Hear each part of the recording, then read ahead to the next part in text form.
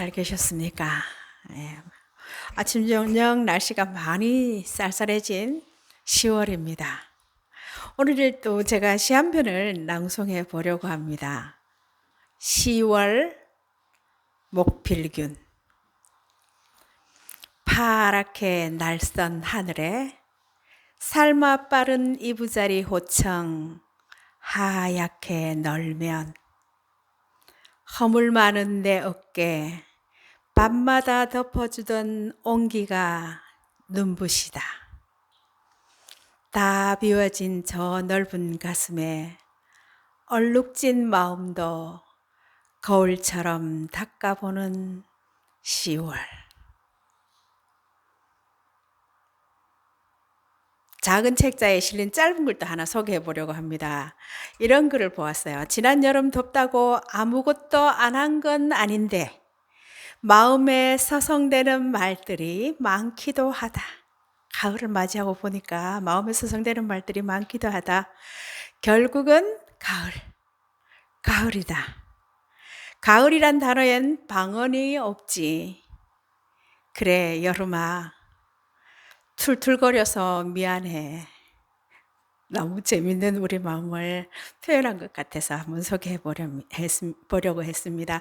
지난 여름에 덥다고 불평하는 사람에게 한 친구가 이 여름이 우리 남은 생에 가장 시원한 여름이고 앞으로 더워질 일만 남았으니 지구 온난화라고 말하지만 앞으로는 지구 열난화라는 말을 쓰게 될 것이라고 말했다고 합니다. 언제까지일지 모를 이렇게 좋은 가을을 바라보면서 창조 질서 회복을 위해서 우리가 기도해야 될 것 같은데요. 기후 문제가 날로 심각해진다고 하는데 이는 인간들이 하나님의 창조 질서를 깨뜨렸기 때문이에요. 지금도 옛날에는 한 삽 요만큼 깨뜨렸다면 지금은 삽이 수천 개가 한꺼번에 이만한 것이 한꺼번에 왕창 망가뜨리고 있지 않은가, 그런 두려운 마음이 듭니다. 오늘 누가복음 14장과 15장은요, 하나님의 백성의 길을 다루고 있습니다. 그 길은 안식일에 병을 고쳐주신 예수님의 행적에서 볼 수 있는 하나님의 구원 사역에 의해 시작되었고 완성되고 있다는 거예요. 모든 이가 초청받았고 특히 잃어버린 자들을 찾아 부르신다는 점에서는 넓은 길이지만 모든 것을 버리고 가야 한다는 점에서는 좁은 길입니다. 누가복음에는요, 다른 복음에 비해서 식사 장면이 많이 나옵니다.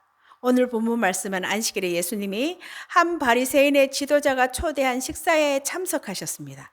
그는 바리새인 지도자였기에 사회 종교적으로 높은 지위에 있던 사람입니다. 그 바리새인의 집에 수종병 환자가 같이 있네요.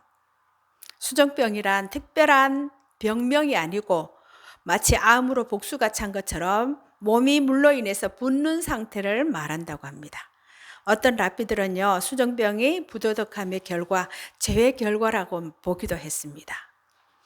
병이 중해서 몰골이 말이 아닌 상태의 환자가 정결법과 명예를 목숨 걸다시피 중시하는 바리새인 지도자의 집에 같이 있었다는 것은 그 당시 문화로는 이해하기 어려운 상황입니다.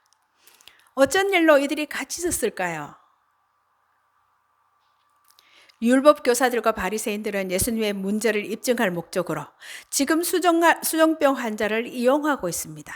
아마도 지난번에 허리 꼬부라진 여인을 안식일에 고친 것을 두고 오늘 또 안식일 날 예수가 병고침 사역을 하는지에 대한 꼬투리를 잡으려고 하고 있는 겁니다. 그런데 예수님이 먼저 선수를 치시죠. 안식일에 병 고쳐주는 것이 합당하냐 아니하냐 묻습니다. 그리고 이런 말씀을 하시죠. 아들이나 소가 물에 빠졌으면 안식일이라도 그거 끌어내지 않겠느냐. 6절에 보면요, 이에 대해서 대답하지 못하니라. 예수님의 질문에 바리새인들은 아무 대답을 못합니다. 그들은 예수님을 고발할 증거를 찾는데 실패했습니다. 그들의 입을 닫게 만들고 나서 예수님은 환자를 치유하셨습니다. 예수님 당시에 자칭 메시아라고 하면서 병고침 사역을 하는 사람들이 수십 명이 있었다고 합니다. 그런데 그들은 절대 안식일에는 그런 치유 사역을 하지 않았던 것 같아요. 그러면 예수님은 왜 굳이 안식일에 병 고침 사역을 하셔서 이런 분란을 만들고 계시는 걸까요? 허리 꼬부라져서 허리를 못 펴는 여인처럼 수종병에 걸린 사람도 오늘 내일 당장 죽을 그런 사람은 아니었는데요. 예수님이 그렇게 하신 것은 예수님이 전하려는 하나님 나라는 바리새인들이 생각하는 그런 나라가 아니라는 것을 보여주신 것입니다. 하나님 나라는 안식일에도 병을 치유하는 나라라고 이야기하셨는데요. 다시 말하면 하나님 나라는 규례와 전통의 얽매인 차갑고 냉정한 나라가 아니라 하나님의 사랑의 원리로 다스려지는 나라라는 것을 이야기하고 있는 것입니다. 여기에 법조문에 얽매인 비정한 종교인과 사람의 마음 깊은 곳을 헤아리고 고통에 공감하는 따뜻한 사랑의 예수님이 대조됩니다. 예수님은 18년 병으로 고생하며 살았던 여인의 경우처럼 수종병 환자를 빨리 그 병에서 놓여서 건강한 삶을 살아야 할 존귀한 사람으로 여기고 치유하셨습니다. 우리가 잘 아는 신명기는 순종하는 자들에게는 축복을, 불순종하는 자들에게는 저주를 선언합니다. 이 선언은 건강하고 부유한 자들은 의인, 아프고 가난한 자들은 죄인으로 왜곡되었을 것입니다. 예수님은 가난한 자, 병든 자를 초청하라고 가르치심으로써 이런 왜곡과 오류에 도전하고 계시는 거예요. 7절 글에서 11절 말씀은 초대받는 자들을 위한 교훈입니다. 우리가 잘 아는 말씀인데요. 예수님은 초대받는 사람들이 높은 자리를 선택하는 모습을 보면서 비유로 가르치시고 계시죠. 예수님이 왜 비유를 많이 사용하셨을까요? 이사야의 말씀처럼 너희가 듣기는 들어도 깨닫지 못할 것이고 보기는 보아도 알지 못하리라 라는 말씀을 많이 하셨는데, 하나님의 말씀은 영적으로 무지한 사람은 이해하지 못한다는 말입니다. 그러나 그것보다 더 큰 이론이요, 예수님 당시나 복음서가 읽힐 당시 하나님은 왕이시다, 하나님 나라 가까이 왔다라고 하면서 예루살렘이 재건되고 이스라엘이 포로에서 해방될 것이라고 선포하면 로마 당국이나 자칭 유대인의 왕이라 하는 헤롯 왕이 가만히 있지 않을 것이기 때문입니다. 그렇다고 예수님이 로마 제국이나 헤롯 왕이 두려워서 하나님 나라를 비유로 말씀하신 것은 아니에요. 예수님은 당신의 사명을 다 완수하기 위해서 하나님 나라를 비유로 말씀하신 것입니다. 만약에 너무 일찍 예수님이 처형된다면 하나님 나라에 대해서 다 설명하실 수 없지 않았을까요? 예수님은 십자가의 때를 이야기하면서 선생님 빨리 예루살렘으로 갑시다, 아니면 어떤 상황에서 예루살렘으로 가는 상황에서 벌어지는 여러 가지 위험한 상황에서 아직은 내 때가 아니다 하고 피하기도 하시고요, 그들 앞에서 피하기도 하신 그런 일들도 있습니다. 그 당시 로마는 피정복지에 대해서 관대하게 다스렸고 그들의 종교를 인정해 주었어요. 그런데 왜 기독교는 박해를 했을까요? 그것은 로마 황제를 부정했기 때문입니다. 당시 로마 황제가 주님이고 대제사장을 겸하고 있었는데, 로마 황제는 하나님의 아들이라고 불렸는데, 그렇게 모두가 생각하고 있는데 예수님을 하나님의 아들이라고 하면 예수를 주로 인정하는 것은 로마 제국에 대한 반역 행위입니다. 그래서 박해했고요, 결국 예수님의 십자가 처형의 제목이 그거였습니다.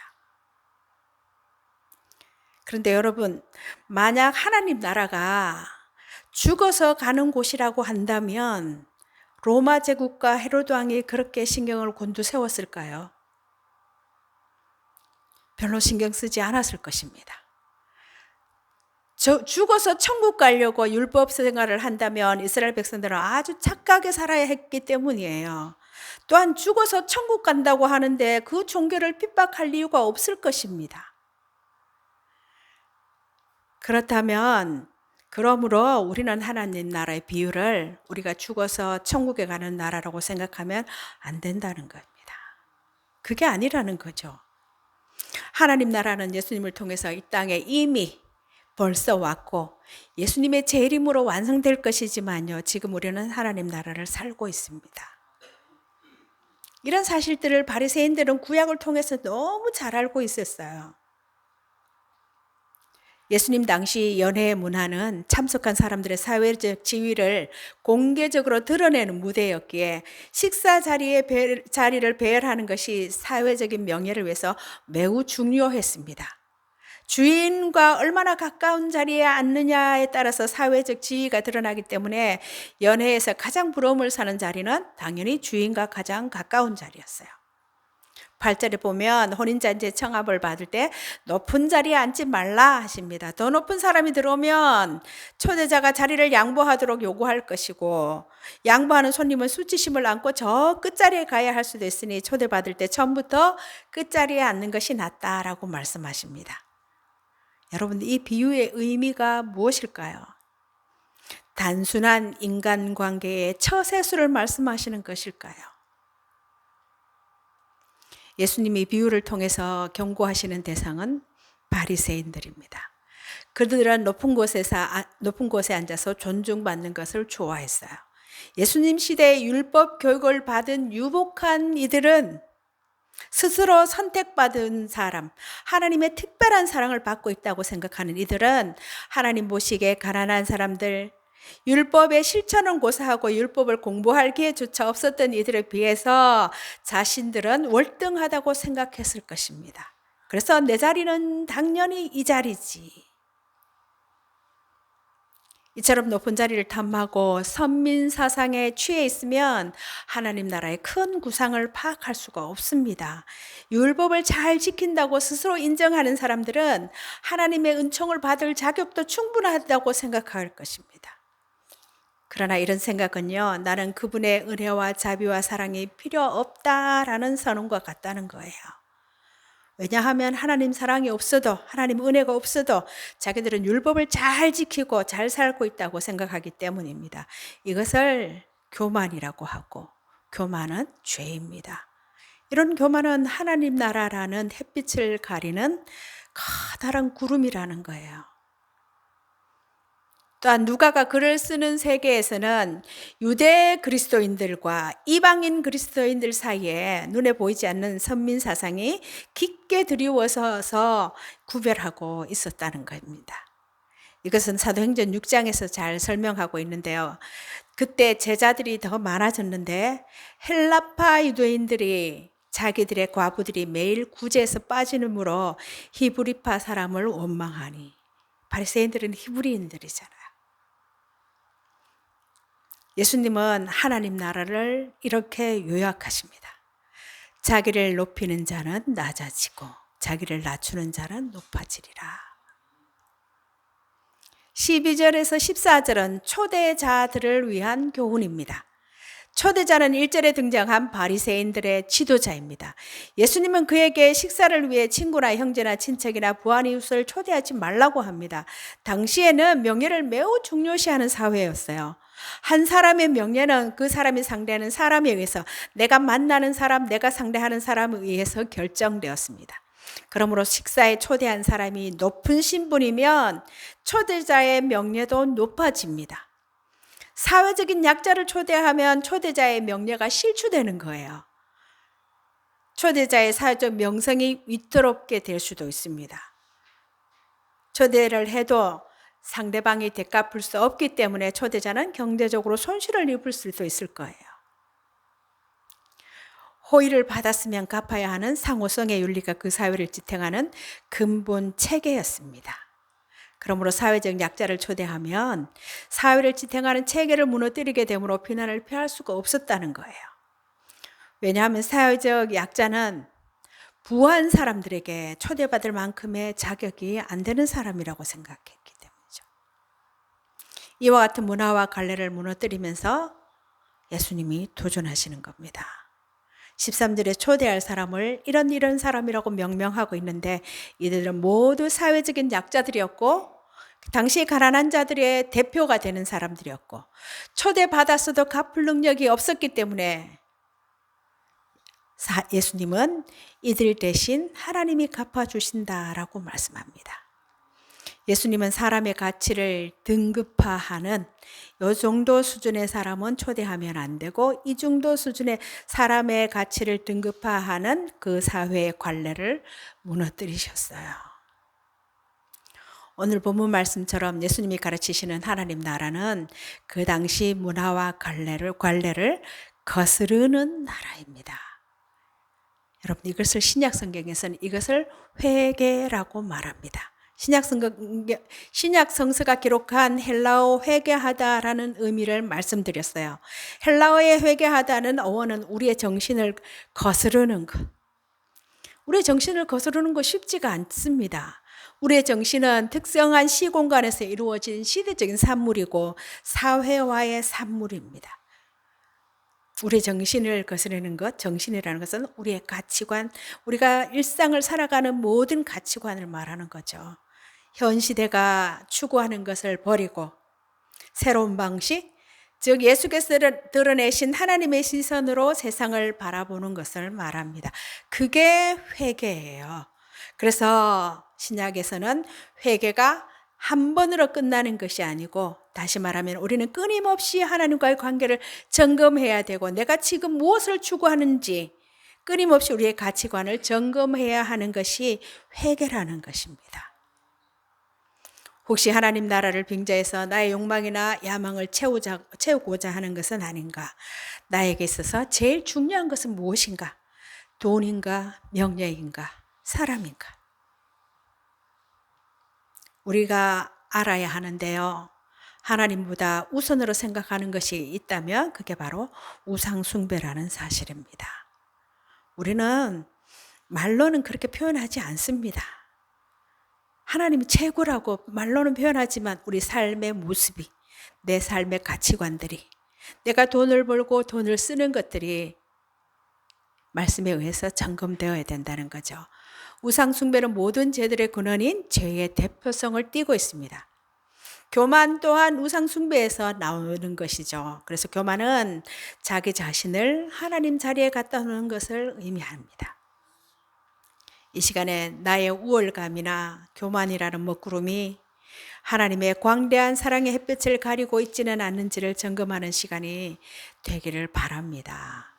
여러분, 이런 이야기 아시죠? 어떤 사람이 창을 팔면서 이 창은 어떤 방패라도 다 뚫을 수 있다고 선전했고, 방패를 팔면서는 이 방패는 어떤 창이라도 다 막아낼 수 있다고 광고하면서 장사를 했습니다. 이것을 우리가 뭐라 그러나요? 모순이라 그러죠. 창모 방패순. 그래서 그걸 모순이라고 합니다. 이 창은 못 뚫을 방패가 없습니다. 방패를 팔면서 이 방패는 못 막을 창이 없습니다. 라고 한다는 거죠.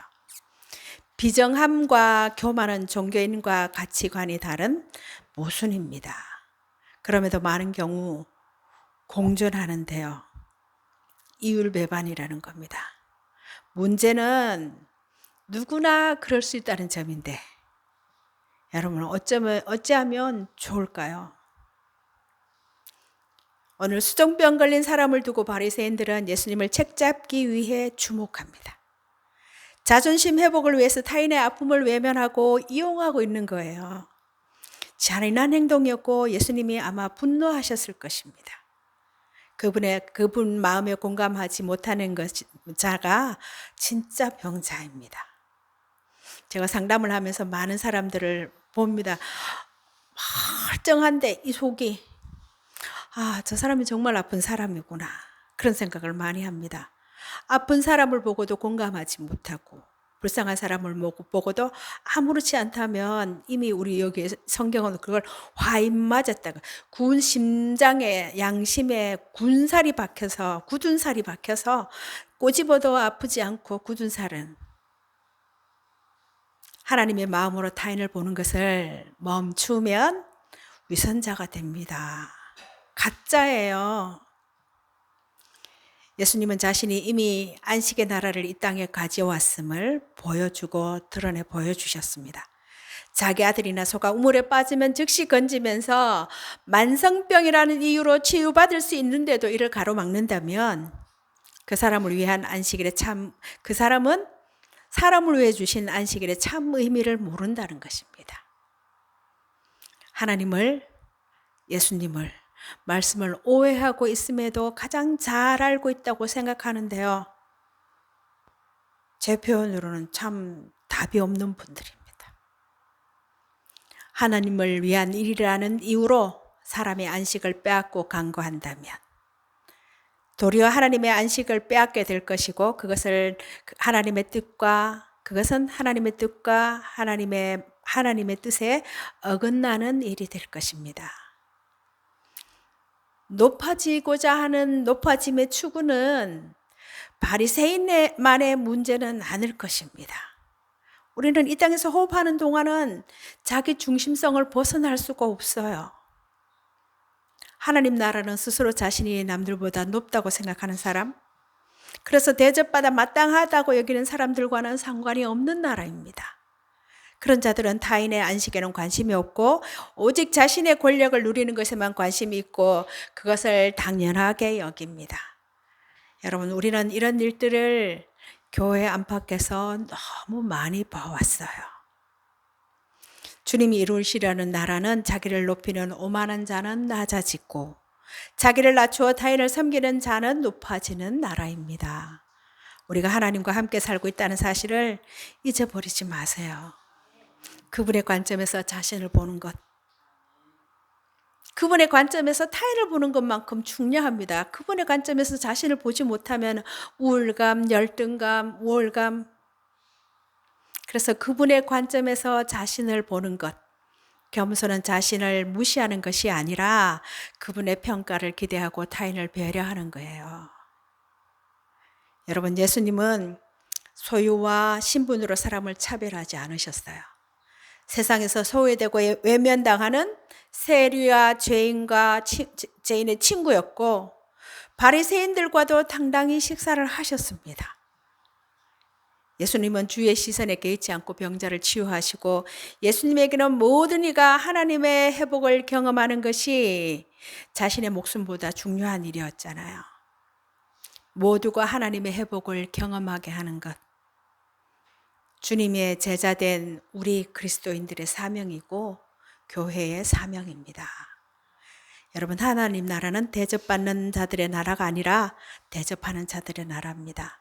대접을 하더라도 돌려받을 것을 계산하지 말라고 하셔요. 이미 하나님께 받은 은혜와 사람들에게 받은 도움을 기억하면서 나도 돌려받을 가망성이 없는 사람들, 내 대접이 아니면 생계가 어려운 사람들을 돕는 것이 하나님 나라 사람들이라는 것입니다. 하나님 나라 사람들은 이 땅에서의 보상을 기대하기보다 부활 때의 새하늘과 새 땅에서 보상을 기대하는 자들이기 때문에 가능하다는 거예요. 우리는 저쪽에 있는 사람들을 보고 왜 교만하고 사랑이 없냐라고 비난하기 쉽습니다. 하지만 우리 자신이 그렇게 살기는 쉽지 않은 것 같아요. 어려워요. 밖으로만 향한 시선을 하나님과의 관계 안에서 자리매김하며 살아야 합니다. 그분의 마음과 시선으로 자신과 타인을 보고 중요한 것을 위해 용기 있게 사셨던 주님을 배우는 삶. 시대를 불문한 우리 모두의 기도 제목입니다. 여러분, 오늘 말씀은 거짓 종교인의 모습은 무엇이고 진실한 신앙인의 모습은 무엇인지를 묻고 있는데요. 성경은 우리에게 위선과 거짓 종교를 넘어 진실로 예수님을 따르는 자가 되라고 합니다. 여러분, 2023년 남은 시간도 매일 정해진 분량의 말씀을 먹고 걸으면서 하나님과 동행하시기 바랍니다. 오늘 성경을 읽으면서 성경을 읽을 때 오늘 본문 말씀만 보더라도 성경을 읽을 때 문자 그대로 해석하면 제대로 알지 못하게 됩니다. 우리가 지금 우리의 모습을 보면 어느 구절은 문자 그대로, 어느 구절은 자기 마음대로, 구약 성경을 문자 그대로 한다면 다 해야 되는데 어떤 것은 강력하게 문자 그대로 주장하고 어떤 것은 지금의 의미가 아니다라고 자기 나름대로 해석하고, 왜 예수님이 오늘과 같은 이런 말씀을 하시게 되었는지 앞뒤 문맥 안에서 해석해야 바르게 읽을 수가 있습니다. 그 문장 하나만 딱 떼놓고 그 문장 하나만 딱 떼놓고 읽으면 딴 얘기 하게 됩니다.